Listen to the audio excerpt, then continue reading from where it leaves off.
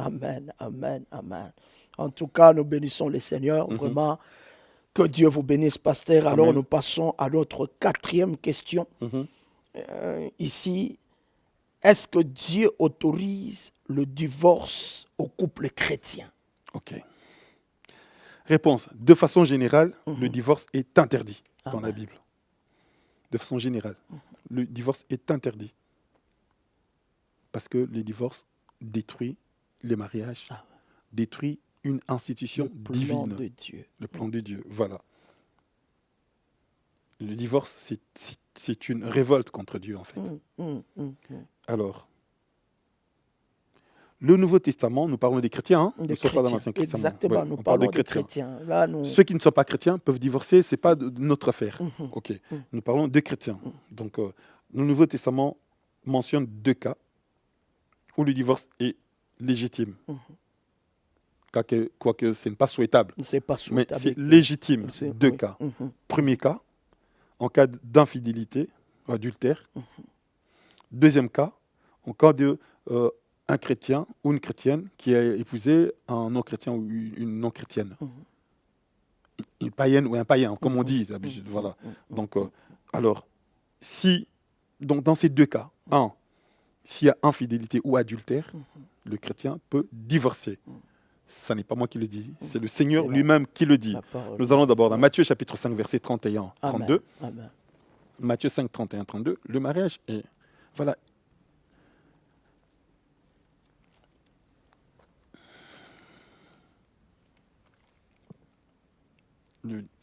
Matthieu, j'ai dit 5, hein? Matthieu 31, 5. 32, oui.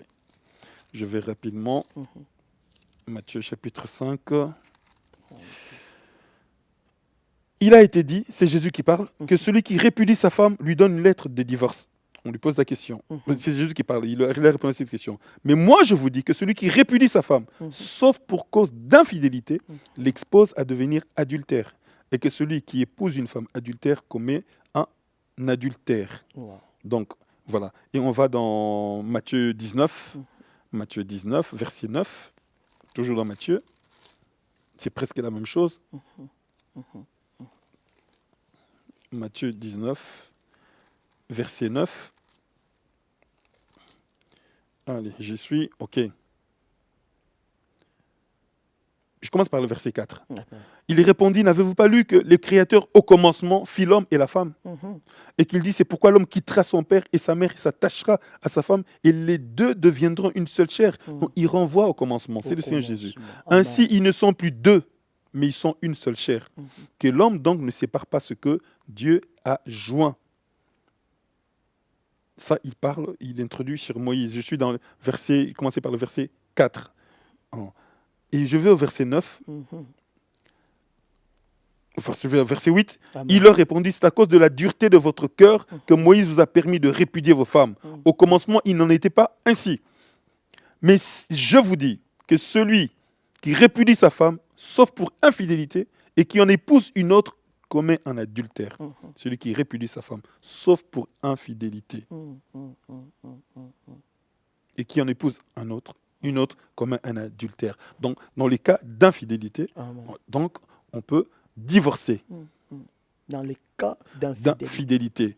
Et celui qui divorce dans les cas d'infidélité, parce que quand la femme a été infidèle, l'homme peut divorcer. Et cet homme-là peut se remarier. Il n'est pas... Parce que les gens disent que voilà, quand tu dois attendre que l'autre meure. Non. Dans les cas d'infidélité. La personne qui est fautive ne peut pas, donc son mariage n'est pas reconnu. Donc tant que l'autre est vivant. Mais celui qui n'a rien fait, qui a été fidèle, peut se remarier. C'est une alliance. Qu'est-ce qui est écrit? Parce que j'ai parlé de l'alliance. Que celui qui violait l'alliance était mis à mort. Était mis à mort, mais pas l'autre. Donc, parce que l'objection qu'on nous donne se trouve dans Romains, chapitre 7, versets 1 à 3. On va lire ça rapidement. Parce que les chrétiens disent, Romain a dit qu'on ne se marie pas jusqu'à ce que l'autre meure, quoi. Donc, c'est méchant, ça. Donc, c'est vrai, c'est écrit, mais les gens ne comprennent pas pourquoi c'est écrit. Donc, je suis dans Romains, chapitre 7, versets 1 à 3. Je lis au nom de Jésus, donc. Amen. Ignorez-vous, frères, car je parle à des gens qui connaissent la loi, Mm. que la loi exerce son pouvoir sur l'homme aussi longtemps qu'il vit. Ainsi, une femme mariée est liée par la loi à son mari tant qu'il est vivant. Mais si le mari meurt, elle est dégagée de la loi qu'il a liée à son mari. Si donc du vivant de son mari, elle devient la femme d'un autre homme, elle sera appelée adultère. Mm. Donc, cette femme qui est mariée et qui va avec un autre est adultère. Adulte. L'adultère, c'est ça, trompe son mari. Mm. Mais si le mari meurt, elle est affranchie de la loi, de sorte qu'elle n'est point adultère en devenant la femme d'un D'un autre. autre. Amen. Alors, pour qu'on comprenne cela, pourquoi Paul dit ça? Il dit, de même, mes frères, vous aussi, vous avez été par le corps de Christ mis à mort en ce qui concerne la loi, pour que vous apparteniez à un autre, à celui qui est ressuscité des morts, afin que vous portiez des fruits pour Dieu. Amen. Il dit quelque chose de très, très profond. En fait, Profond. oui, il dit ici, il compare tout simplement. Il dit, la femme qui est liée à son mari, tant que le mari est vivant, elle ne peut pas se marier à quelqu'un d'autre. Impossible. Il faut que le mari meure. Meurt. Donc, c'est la loi. Mhm. Vous aussi, vous étiez mariés à la loi. Mhm. Or, la loi est immortelle. Mhm. Que nous dit Matthieu 5? On va lire la loi. Matthieu 5, 17, 18. Mhm. Rapidement. Matthieu Amen. 5, 17, Amen. 18. Mhm. Je vais là rapidement. Matthieu 5, 17, 18. Ne croyez pas que je sois venu pour abolir la loi ou les prophètes. Je suis venu non pour abolir, mais pour accomplir. Mhm. Car je vous le dis, en vérité, tant que le ciel et la terre ne passeront point, il ne disparaîtra pas de la loi un seul iota Mhm. Mhm. ou un seul trait de lettre jusqu'à ce que tout soit arrivé. Celui donc qui supprimera l'un de ces petits commandements, qui en enseignera aux hommes, voilà. Mais bon, voilà. Tant que, verset 18, car je vous le dis, en vérité, tant que le ciel et la terre ne passeront point, il ne disparaîtra point de la loi un seul iota. Tant que le ciel et la terre ne passeront point, Ne passeront donc, point. aucune lettre. Ne Iota, disparaît. c'est la plus petite lettre de l'alphabet grec, le I.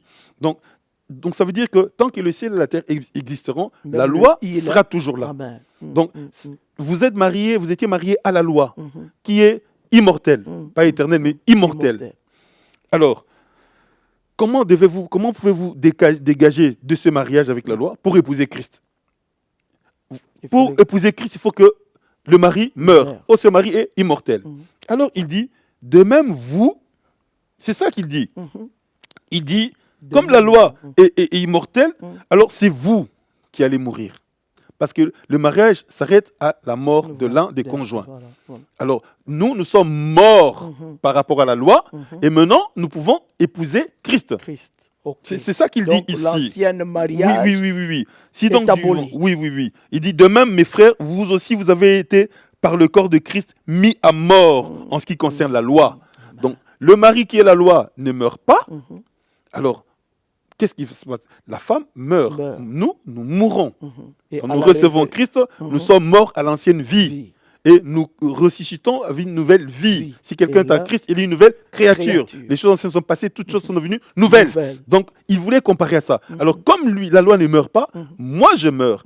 Comme je meurs, le mariage est fini. Voilà. Je ressuscite, je suis une autre créature. Je peux épouser Celui que je veux. que je veux Christ donc. Voilà. Il a juste ça. Donc, c'est pourquoi il a comparé à ça. Il n'a pas dit que la femme doit se séparer, qui se sépare de son mari doit rester Jusqu'à célibataire. Non. Il dit tant que la femme est mariée, eh ben, le mariage est indissoluble jusqu'à la mort. Donc, c'est dans ce sens-là. Et on donne encore un verset, je crois, c'est 1 Corinthiens, chapitre 7, verset 39. C'est ce qui dit la même chose, en fait. Hein. Donc, les gens... 1 Corinthiens, chapitre 7, verset 39, j'y arrive. Oui. Une femme est liée aussi longtemps que son mari est vivant. Mais si le mari meurt, elle est libre de se marier avec qui elle veut. Seulement que ce soit dans le Seigneur. Que ce soit dans le Seigneur. Donc le mariage doit être dans le Seigneur, pas hors du Seigneur. Donc c'est important. Ça veut dire quoi? Que nous ne pouvons pas épouser n'importe qui. On ne peut pas épouser quelqu'un qui n'est pas chrétien. Dans le Seigneur, ça doit être vraiment quelqu'un qui connaît le Seigneur. Le Seigneur. Donc c'est un enfant de Dieu aussi. Oui, une enfant de Dieu. Amen. Donc cette objection-là, le mariage, que si l'homme a trompé sa femme, cette femme-là, trompée, doit rester attendre la mort de l'autre. Non. Ça, c'est Non. pas correct. Donc Jésus a dit que le mariage est rompu. dans le cas où l'un a trompé l'autre. L'autre. L'alliance est rompue. Alors, comme il n'y a plus d'alliance, il n'y a plus d'alliance, il n'est plus lié à cet homme-là qui l'a trompé. Elle n'est plus liée à cette femme-là qui l'a trompé. Il a trompé. Comme il n'y a plus d'alliance, il est libre de se marier. Amen. Même si l'autre est vivant. C'est l'autre qui est condamné. Son mariage n'est pas reconnu. C'est Même ça, en s'il fait. va se marier à quelqu'un d'autre. D'autres, même si son on mariage- appelle les bishops, les archibishops, les apôtres, les prophètes, 10 ou 100 qui prennent pour cette personne, ce n'est pas reconnu. Son mariage n'est pas reconnu. Non. Oh. Mais celui qui a été, Wow. qui a été trompé peut se marier. Non, c'est comme ça. Amen. Amen. Parce qu'on dit, En ah tout non, cas, si ta femme t'a trompé, eh ben, tu restes éternellement jusqu'à ce qu'à sa mort, vous êtes liés. Non, non, vous êtes toujours liés. Non, vous n'êtes plus non, liés. non, c'est fini. Donc, l'alliance a été Il violée. était violé. Donc, Et coupée. là, Il n'y a plus d'alliance. Il y a plus d'alliance. Rupture. Oui, il y a rupture, en fait. Oui. C'est Ok. comme ça que ça se passe. Ok.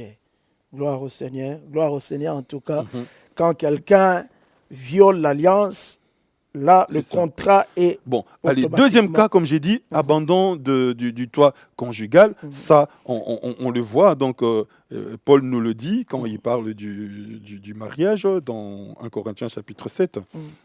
Il dit, c'est ici, dans 1 Corinthiens chapitre 7, il dit aux autres.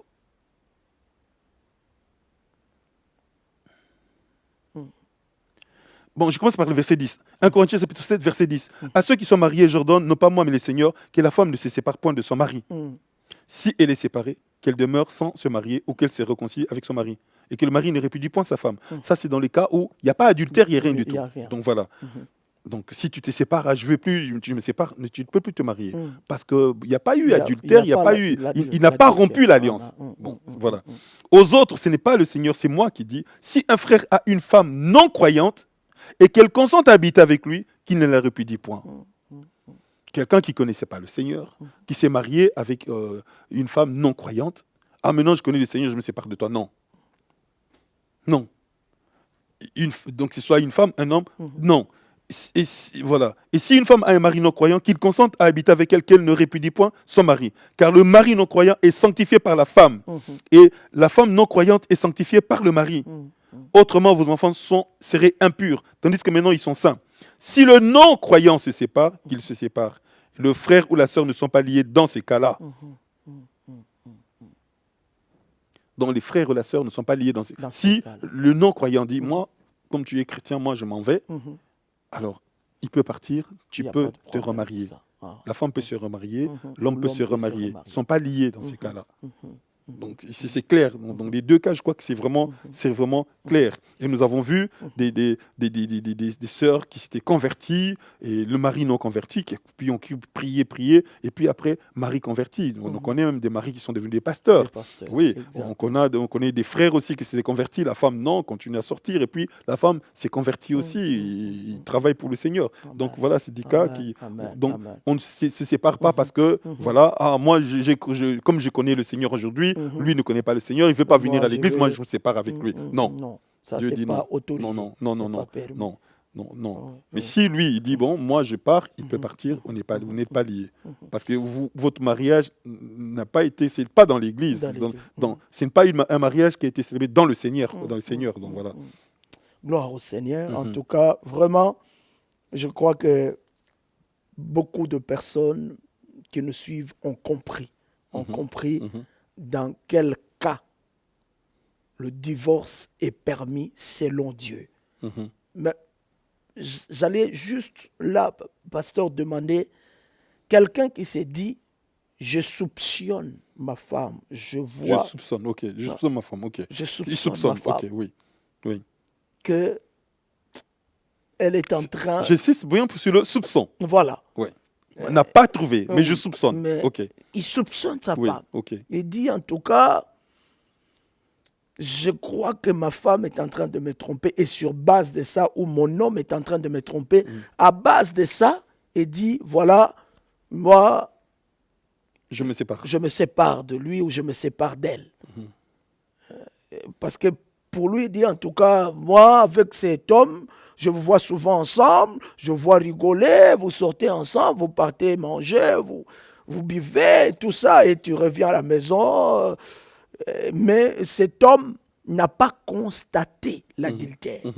Est-ce que, à base de cela, Si c'était sur base des soupçons, on se séparerait de beaucoup de monde, hein. Donc, non, c'est comme si des soupçons. Donc, on ne peut pas se séparer sur base de soupçons.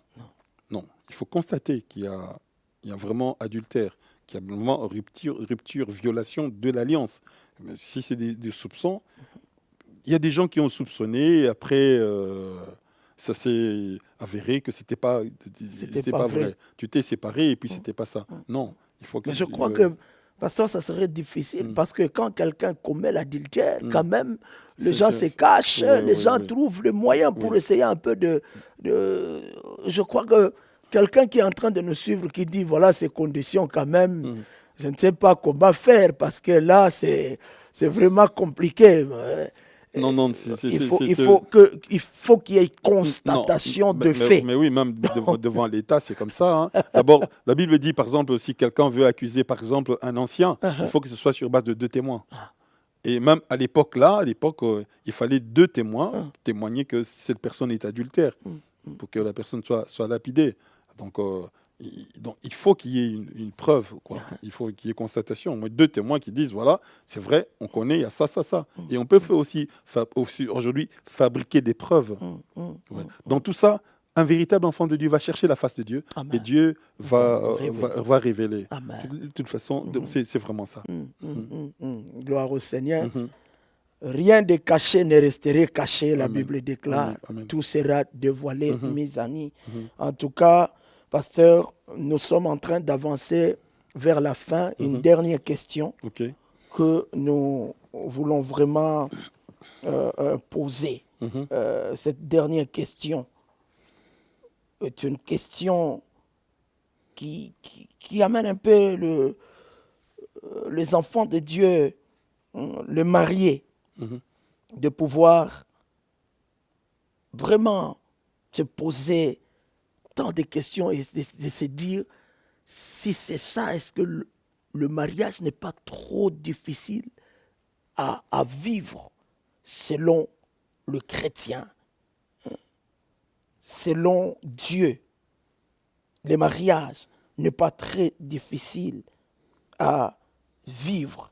Alors, dans ces cas-là, comment éviter d'arriver jusqu'au divorce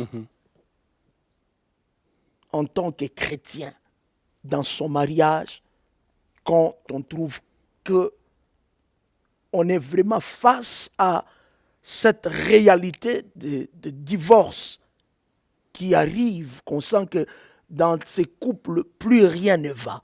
La femme est devenue compliquée ou l'homme est devenu compliqué, mais qui n'a pas commis l'adultère, qui n'a pas quitté, par exemple, le lit conjugal.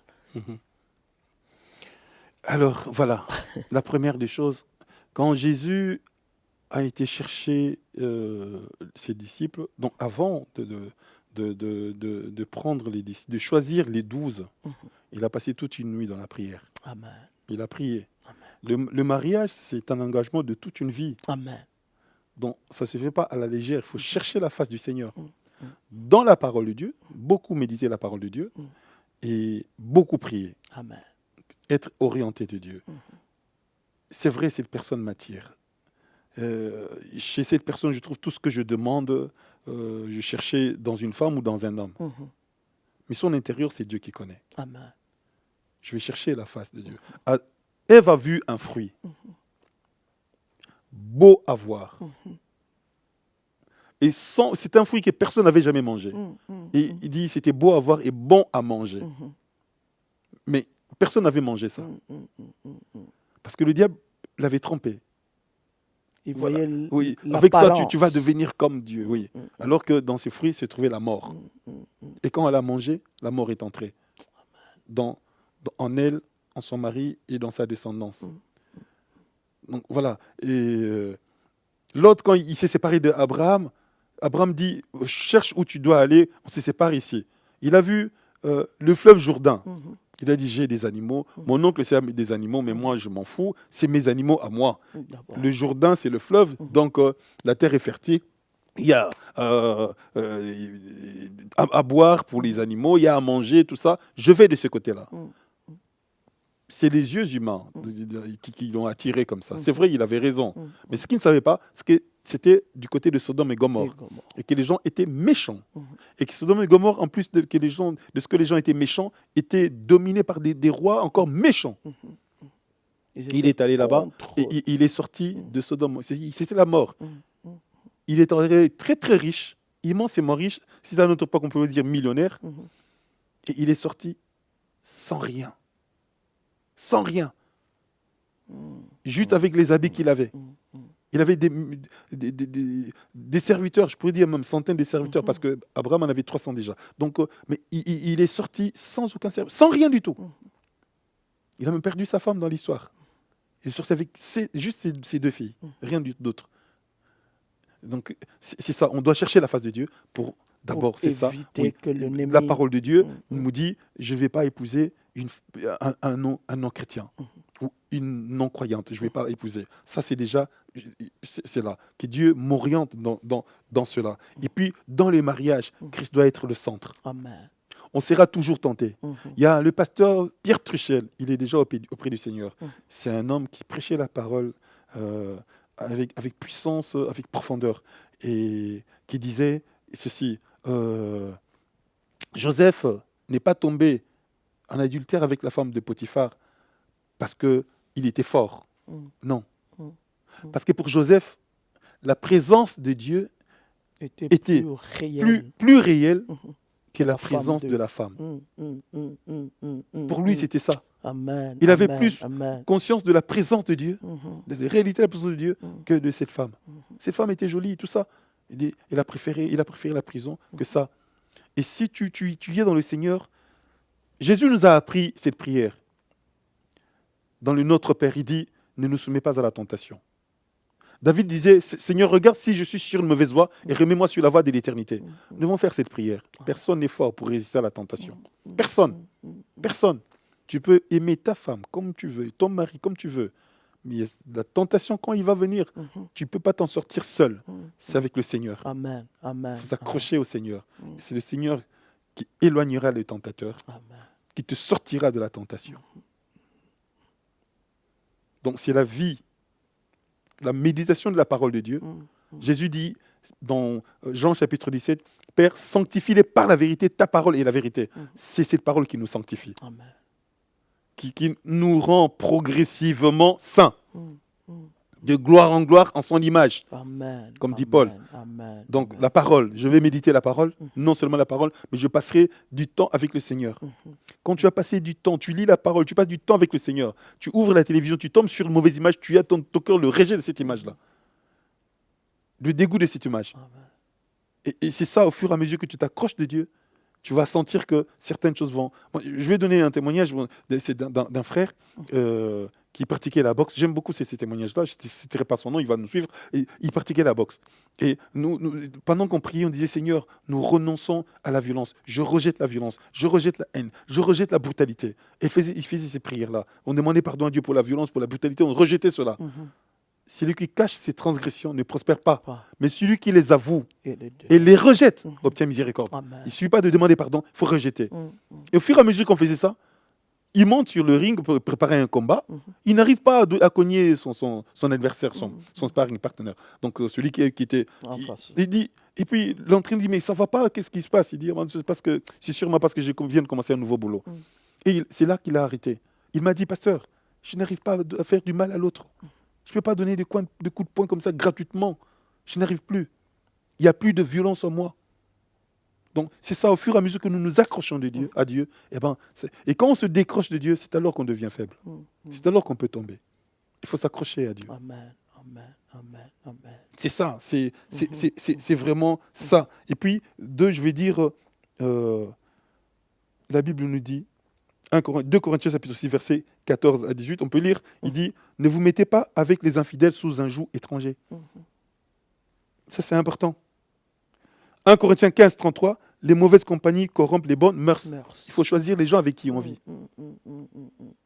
On voit aujourd'hui l'homme qui est marié a des amis qui n'est pas marié. Qui ne sont pas forcément. mariés, Voilà. qui boivent et tout ça. Donc, Voilà. on ne va pas rejeter. On doit être avec tout le monde. Mais on ne va pas sortir avec eux, Voilà. par exemple. Il faut On ne va éviter pas certaines suivre choses. leurs conseils. Leurs non conseils. plus. On dit, voilà, moi j'ai entendu, avec les juifs, il faut être comme les juifs, avec les grecs comme grecs. C'est vrai, Paul a dit ça. Bon, nous avons un exemple. Jésus-Christ était Dieu. Et il a vécu avec nous comme homme. Hein, avec les hommes, il a été homme, sans commettre les péchés des Sans hommes. pourtant faire ce qu'ils font. L'apôtre Sans Paul commettre les aussi péchés des hommes. uh-huh.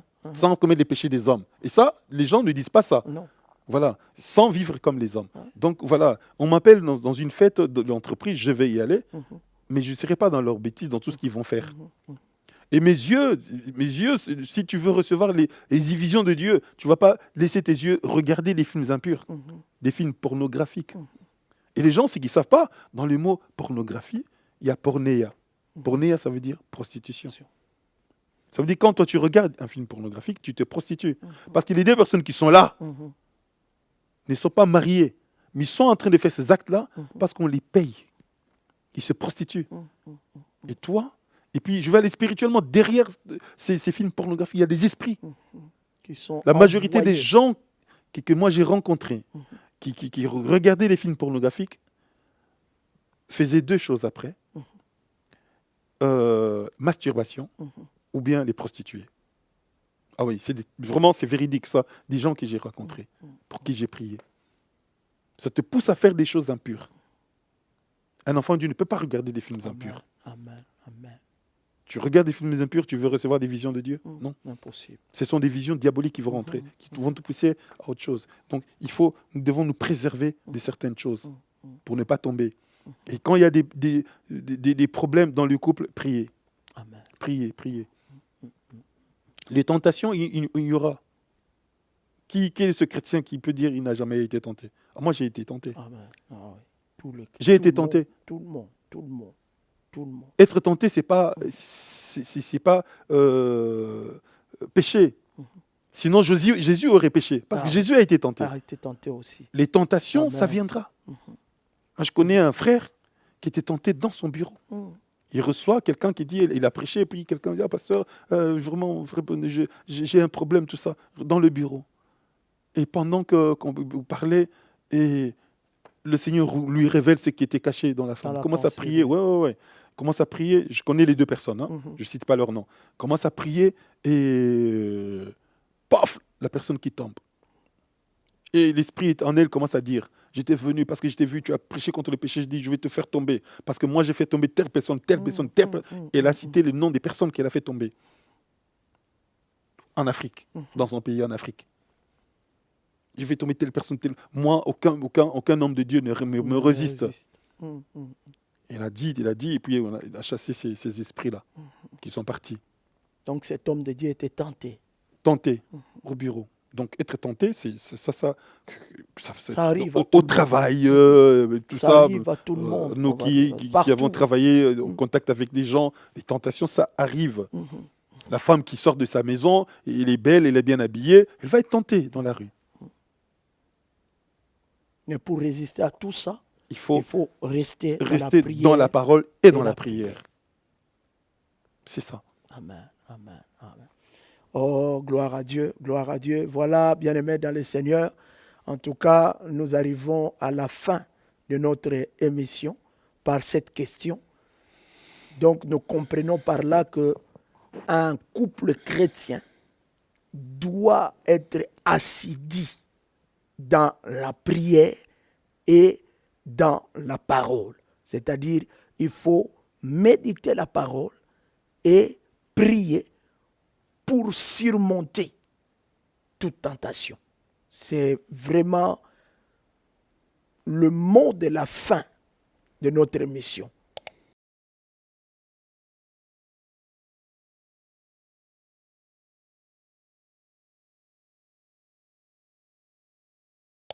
Pour éviter de tomber dans le piège de divorce. Les tentations viendront, mais pour celui qui connaît la parole de Dieu, pour celui qui cherche Dieu, il arrive toujours à surmonter. Vraiment, merci beaucoup, pasteur. Merci, pasteur En Freddy. tout cas, c'était très riche. Amen. Et Amen. nous sommes bénis de vous avoir sur notre plateau dans Pasteur Dinotou. Amen. Et comme je l'ai toujours dit, ça ne sera pas la dernière fois. Amen. Et donc, nous croyons que par la grâce de Dieu, très bientôt, nous allons encore recevoir Pasteur Roberto pour d'autres thèmes, pour développer d'autres thèmes Amen. et Amen. éclaircir les enfants de Dieu. Amen. Merci beaucoup, pasteur. Que Dieu vous bénisse. Amen. Amen. Et Que Dieu je ne sais pas te si... bénisse aussi. Merci beaucoup, Oui. merci. Je ne sais pas si vous avez quelque chose en plus d'ajouter pour que nous puissions vraiment clôturer notre émission, parce que je ne peux pas vous dire que si vous avez un dernier mot, le dernier mot, on n'en a qu'à la fin de sa vie. Mais aujourd'hui, je crois que Dieu nous prête encore vie. Amen. Vraiment, Amen. Amen. quelque chose à ajouter pour conclure la pensée d'aujourd'hui. Alors, je veux dire que la Bible a commencé par le mariage Amen. et la Bible termine par le mariage. Amen. La Bible a commencé par le mariage de Adam et Ève. Et la Bible termine, dans Genèse, c'est le mariage de Adam et Ève. Et dans Apocalypse, c'est le mariage de Christ et de son épouse et Amen. l'Église. L'Église Ouais. que nous sommes. Donc le mariage est quelque chose de très très important. Amen. Que le mariage soit honoré de tous. Et le lit conjugal, Nous exempt de toute souillure. Et j'aimerais qu'un jour, nous parlions des souillures Amen. Amen. du lit conjugal. Donc voilà, je dis aux enfants de Dieu que nous devons nous accrocher vraiment au Seigneur. Amen. Vraiment, en fait, c'est de faire cette prière, Seigneur, ne nous soumets pas à la tentation. Délivre-nous du mal. Amen. Seigneur, il faut le demander à Dieu. Et Dieu soutiendra ton couple, te soutiendra toi-même dans les tentations de ce monde. La Bible dit, aucune tentation ne vous est survenue qui n'ait été humaine. Mais avec la tentation, Dieu qui est fidèle, Dieu qui est fidèle ne vous permettra pas que vous soyez tentés au-delà de vos forces. Mais avec la tentation, il donnera le moyen d'en sortir. Amen. Je crois que c'est 1 Corinthiens, chapitre 10. Je vais dire rapidement, pour ne pas dire des bêtises. 1 Corinthiens 10, verset 13. Voilà, 1 Corinthiens chapitre 10, verset 13. Amen. Donc, les tentations viendront. Des esprits qui te diront quitte ces femmes, quitte cet homme, tout ça. Mais il ne faut pas suivre ça. Il faut résister. Amen. Résister au diable, il fera loin de vous. Amen. Donc, Amen. si Dieu vous a mis ensemble, ça veut dire que le plan de Dieu est parfait. Amen. Est parfait. C'est l'homme qu'il te faut, c'est la femme qu'il te faut. Amen. Et voilà, il faut prier ensemble aussi, prier ensemble, et Dieu protégera. Dieu a protégé beaucoup d'hommes comme beaucoup de femmes Amen. qui se sont donnés à lui. Et voilà, ce sera toujours comme ça. Amen. Ce sera toujours comme ça. Amen. Amen. Oh. Gloire au Seigneur. Gloire Alors au je Seigneur. dirais, derrière parole, dans cette émission, ce que je veux dire, abonnez-vous à notre chaîne, Amen. abonnez-vous, et puis comme ça, cliquez sur la clochette, la petite clochette, pour que dès qu'il y a une émission, vous allez êtes au être courant directement, informé directement. Directement. Ouais. Vraiment, merci beaucoup. Abonnez-vous massivement si vous voulez vraiment suivre nos émissions et être directement averti de direct. Abonnez-vous massivement, cliquez sur cette petite cloche et vous serez en temps et en heure informé de toutes nos activités. Vraiment que Dieu vous bénisse. Merci beaucoup et très chers téléspectateurs, nous vous disons à très bientôt. Soyez bénis dans le nom précieux de notre Seigneur Jésus-Christ. Amen, amen. Merci amen. beaucoup. Merci. Au revoir. Au revoir. Au revoir.